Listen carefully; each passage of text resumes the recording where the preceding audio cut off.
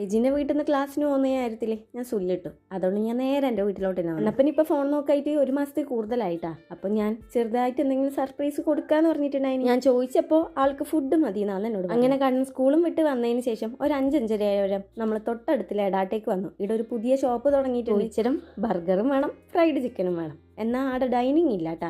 എല്ലാവരും ഇതേ ഇതുപോലെ ഒരു മതിലിന്റെ മേലെ ഇരുന്നിട്ടാണ് കഴിക്കുന്നൊക്കെ ഉണ്ടായി. സോ ഒരു സിംഗർ ബർഗർ വാങ്ങി ഞാനും പകുതി കഴിച്ചു, കണ്ണനും പകുതി കഴിച്ചു. ഇതുപോലുള്ള അൽക്കുലത്ത് സാധനങ്ങളൊന്നും എന്ത് വന്നാലും കിച്ചു അജയ്ഷാട്ടിനും വാങ്ങിച്ചു കൊടുക്കും. ഇതുപോലുള്ള സാധനം വാങ്ങി കഴിക്കുന്ന പൈസ കൊണ്ട് മര്യാദക്ക് ചിക്കൻ വാങ്ങി ചിക്കൻ ബിരിയാണിയോ ചിക്കൻ കറിയൊക്കെ വെച്ച് വീട്ടിൽ നിന്ന് കഴിക്കാന്നാണ് അവരുടെ കോൺസെപ്റ്റ്. എന്നാൽ ഇടക്കപ്പെങ്കിലും ഇത് കഴിക്കുന്നതിൽ വലിയ പ്രശ്നമില്ലാന്നാണ് എൻ്റെ ഒരു ഇത്. അതുകൊണ്ട് കുറച്ച് ഫ്രൈഡ് ചിക്കൻ കൂടി ഞാൻ വീട്ടിലേക്ക് എല്ലാവർക്കും കൂടി വാങ്ങിച്ചിട്ടുണ്ട്. അത് ഞാൻ പ്ലേറ്റിലേക്ക് തട്ടുമ്പോൾ തന്നെ ആടുന്നൊരു കൈ, മേലുന്നൊരു കൈ, അപ്പുറത്തുനിന്നൊരു കൈ, അങ്ങനെ മൊത്തത്തിൽ ഒരു അറ്റാക്ക് തന്നെ ഉണ്ടായി. ഫ്രൈഡ് ചിക്കൻ ഞാൻ വിചാരിച്ചത്ര അങ്ങോട്ട് നല്ലതല്ലായിരുന്നു. അതുകൊണ്ട് എന്താ വീട്ടിൽ നിന്ന് പിന്നെയും പറയാൻ തുടങ്ങി, ഈ പൈസക്ക് മര്യാദക്ക് ചിക്കൻ വാങ്ങി ചിക്കൻ കറി വെച്ചൂടെ.